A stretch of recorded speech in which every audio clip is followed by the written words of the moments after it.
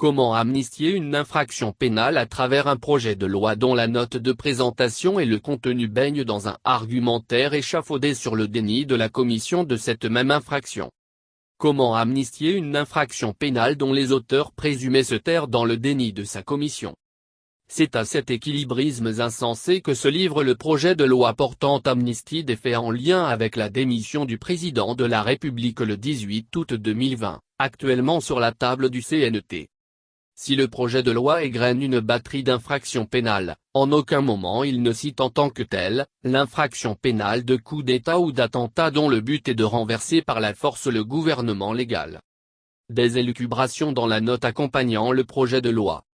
Le rapport de présentation du projet de loi d'amnistie en fixe l'objet en rapport avec les faits en lien avec la démission du président de la République le 18 août 2020. Il déroule les dites faits ainsi qu'il suit.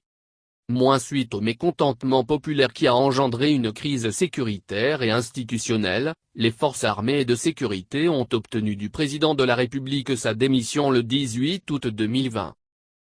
Avant sa démission, le président de la République avait reçu celle du Premier ministre et avait procédé à la dissolution de l'Assemblée nationale. Pour combler le vide institutionnel consécutif à la dissolution de l'Assemblée nationale, aux différentes démissions évoquées, les forces armées et de sécurité ont mis en place le Conseil national pour le salut du peuple, CNSP, pour conduire la vie de la nation durant la période transitoire.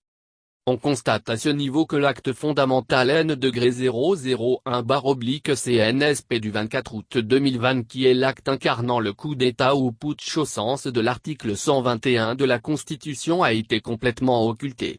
Et pour cause. L'article 23 de la Charte de la transition inopérant. Cet article 23 dispose, les membres du Comité national pour le salut du peuple et tous les acteurs ayant participé aux événements allant du 18 août 2020 à l'investiture du président de la transition, bénéficient de l'immunité. À ce titre, ils ne peuvent être poursuivis ou arrêtés pour des actes posés lors des dits événements. Une loi d'amnistie sera adoptée à cet effet. Il ressort que l'infraction pénale visée ici est censée soutenir une loi d'amnistie et la participation aux événements allant du 18 août 2020 à l'investiture du président de la transition. Or nul ne connaît la charge pénale précise de la participation aux événements allant du 18 août 2020 à l'investiture du président de la transition.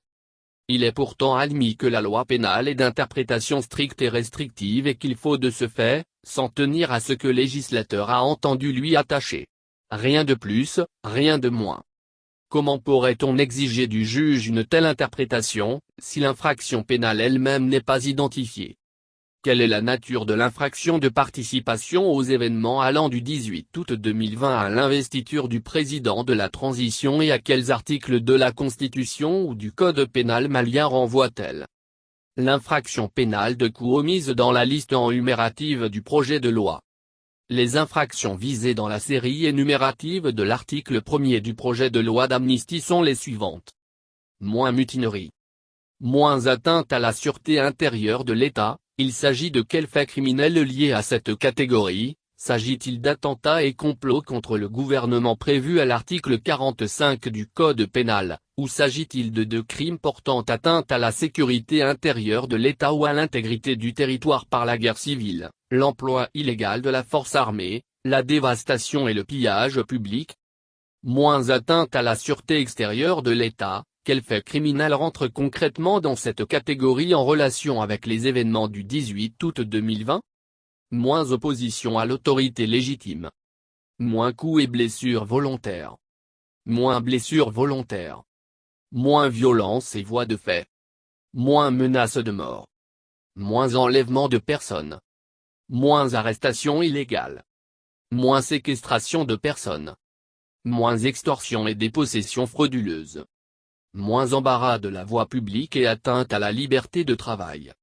Le constat est que parmi les infractions proposées à l'amnistie, ne figure aucunement l'infraction de coup d'État ou putsch prévue à l'article 121 de la Constitution ou d'attentat dont le but est de renverser par la force le gouvernement légal prévu à l'article 45 du Code pénal de la catégorie des crimes contre la sûreté intérieure de l'État.